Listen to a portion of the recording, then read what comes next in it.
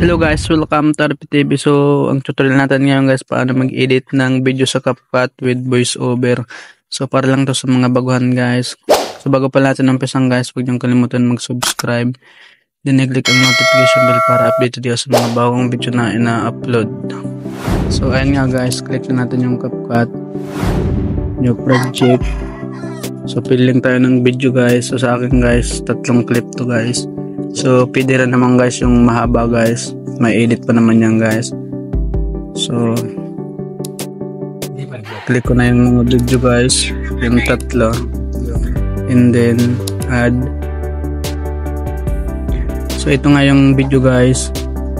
So, tatanggalan natin siya guys ng audio guys. Yung pinaka-audio ng video guys. So, 3 clip to guys. So, pakinggan muna natin. So, ayan guys. So, stop muna natin. So, tanggalan muna natin siya guys ng audio guys. So, tap natin ulit yan guys, yung clip na yan. And then, hanapin natin yung volume. Ayan, and then, i-zero natin siya guys. Ayan. And then, yung sunod naman guys. Ayan. Tapos, yung pinakahuli. Ayan. Zero na lahat yan guys. And then pagka okay na guys, check na natin. So reviewin natin yung video guys. So ito pa lang nasa gitna guys. Sa hulihan to. So paano natin siya guys malalagay sa hulihan guys. So long press natin siya guys. Ayan. And then adjust natin dyan sa pinakahulihan. So ayan guys. So okay na guys. Susunod guys, aspect ratio guys, tap natin yan, and then dito natin siya sa 16:9, tap natin yan, and then check na pag okay na. So ito na nga guys yung ating video guys. So pagkatapos yung ma-review yan guys, so pwede nyo na yung umpisan mag voice over guys. So dito nire-review ko pa, so delete natin tong CapCut, yung logo ni CapCut sa hulihan. Ayan, delete. Ayan, tapos ito namang video na to guys, zoom in lang natin siya guys. Tap natin yung clip na yan, then zoom in. So ayan guys, adjust lang natin guys. Ayan, para may ideya kayo guys. Ayan, so pagka na-review na natin guys, so maayos na guys. So pwede na tayo mag voice over guys. So hanapin natin yung audio, and then record, tap natin yan, and then itong parang mic, so may timer naman siya guys na 3 seconds guys. So tap natin siya guys. So pag ito yung lumabas guys, i-okay nyo lang yan guys. Microphone is unavailable. So okay nyo lang yan guys. And then balik ulit kayo dito guys sa mic. Tap natin yan. So pagkatapos yan, pwede na tayo mag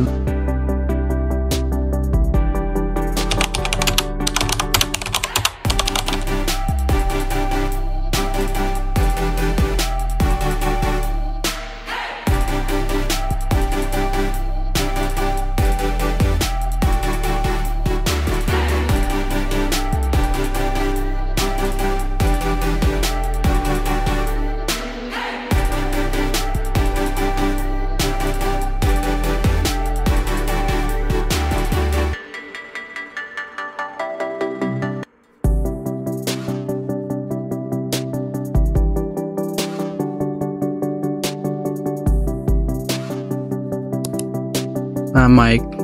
So and then check. So ayun na yung voice over natin guys. So putulin pala natin to guys kasi sumobra. Ayan, split natin and then delete. So ayun guys, reviewin na natin guys yung ating voice over guys. So bago pa natin reviewin guys, so pwede natin palakasan yung volume guys. Tap natin yung ano na yan, audio, hindi hanapin natin yung volume. Ayan, and then yan, voice over na. So ito nga guys, pumunta kami guys sa aming palayan guys. Tinignan namin kung hinog na nga ba yung aming palay guys. So ayun nga guys, hindi pa lahat guys hinog guys. Yung iba hinog na rin naman, pero yung iba green pa. So mga 7 days pa guys bago siya ma-harvest. Ayun guys, makikita nyo guys sa video natin guys. So ayun nga guys, pauwi na kami guys. So dumang kami guys sa bahay. Ayan. So dumang kami dyan. So ayun nga guys, nakauwi na rin kami guys. So medyo napagod kami guys sa paglalakad guys. So ganun lang guys pag voice over guys sa video natin guys. So sana guys nakahan nyo guys. So wag niyo palang kalimutan guys mag-subscribe and then i-click ang notification bell para updated guys sa mga bagong video na ina-upload guys.